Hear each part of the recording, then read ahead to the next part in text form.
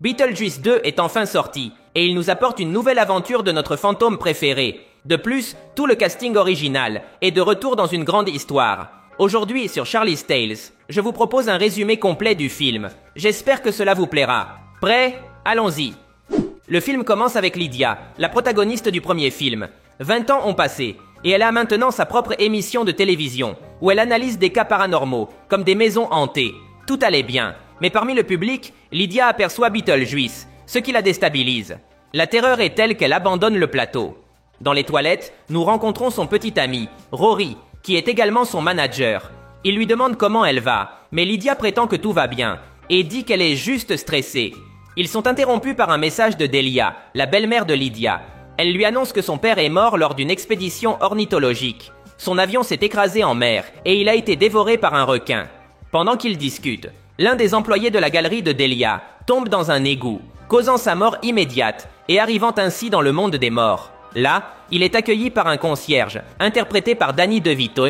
Ce concierge envoie le jeune homme dans la salle d'attente et retourne à son travail. Cependant, il provoque accidentellement un court-circuit qui réveille une créature enfermée dans des caisses. Des morceaux d'une femme prennent vie et se rejoignent pour former la méchante du film, Dolores. Elle est l'ancienne épouse de Beetlejuice et elle le recherche pour se venger. La scène se termine avec elle dévorant l'âme du concierge.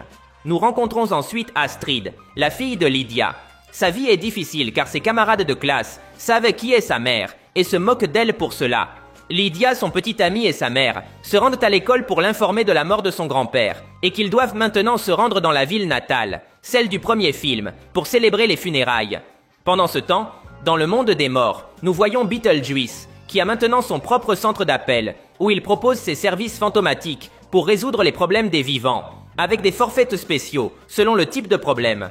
Nous faisons également la connaissance de Bob, la main droite de Beetlejuice. Il reçoit un appel de l'inspecteur Jackson, qui n'est en réalité pas un inspecteur, mais un acteur de cinéma. Il jouait le rôle d'un détective et faisait ses propres cascades.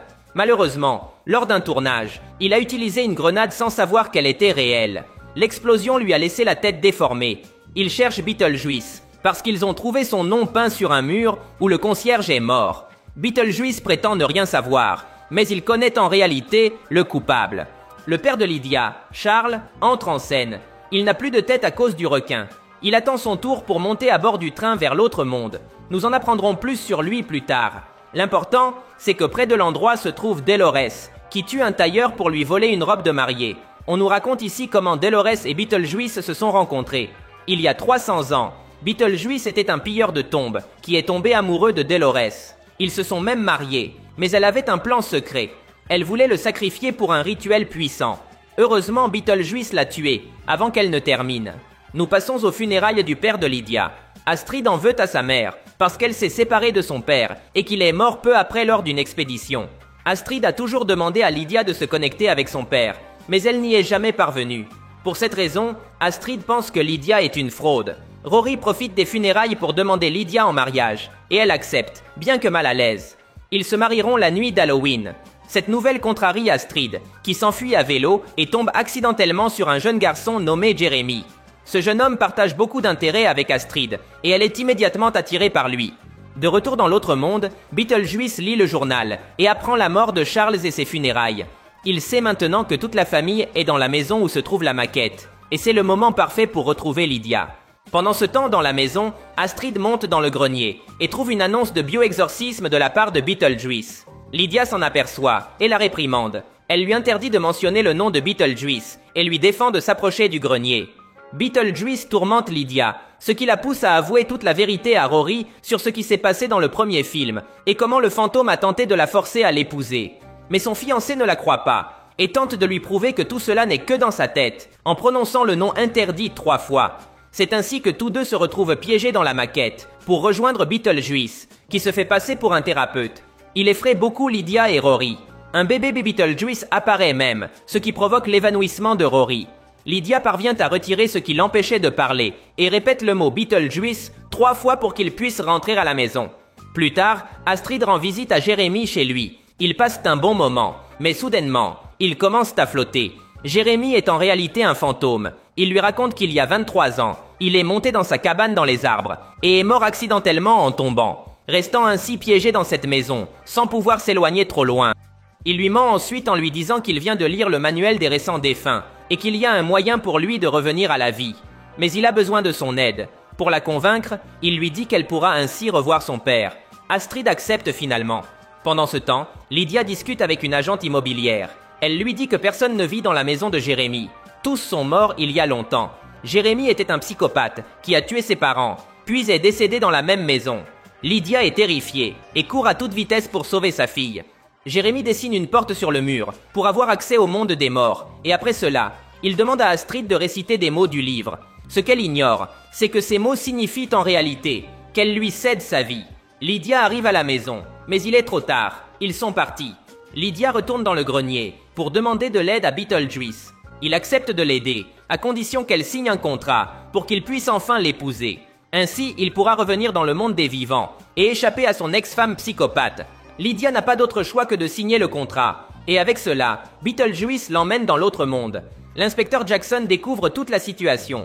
Il ne peut pas permettre que des vivants errent dans le monde des morts. Alors il organise une chasse pour capturer Lydia. Pendant ce temps, nous avons une histoire de Delia. Elle veut réaliser une vidéo rituelle pour rendre hommage à son mari. Pour cela, elle a acheté 2 serpents qui devaient arriver sans venin. Ainsi, elle pourrait faire semblant qu'ils la mordent. Mais elle s'est fait arnaquer. Les serpents étaient venimeux et la mordent, causant sa mort. Pendant ce temps, Astrid et Jérémy arrivent à une section où on leur prend des photos.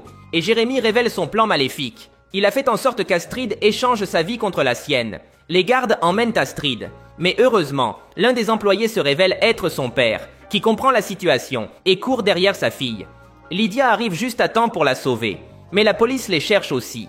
En fuyant, elles arrivent à une porte qui les mène à l'une des lunes de Saturne, où, comme nous le savons bien, il existe des vers géants.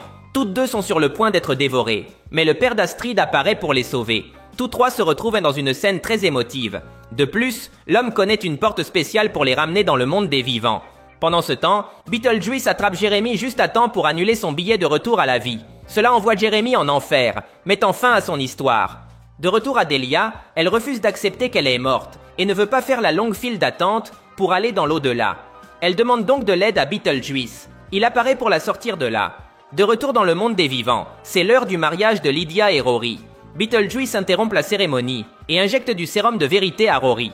Cela le pousse à avouer qu'il n'aime pas Lydia. Il ne se marie avec elle que pour l'argent et la célébrité. Avec tout cela clarifié, Beetlejuice se débarrasse de tous les invités pour commencer son mariage avec Lydia. Jackson apparaît avec d'autres policiers pour l'arrêter. Beetlejuice les immobilise sans problème, mais tout se complique lorsque Dolores apparaît.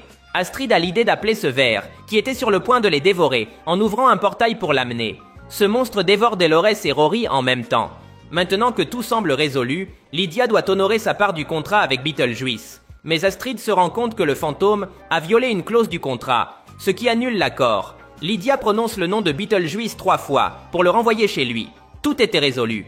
Mais Delia leur dit aussi qu'elle doit partir, car elle n'appartient pas à ce monde.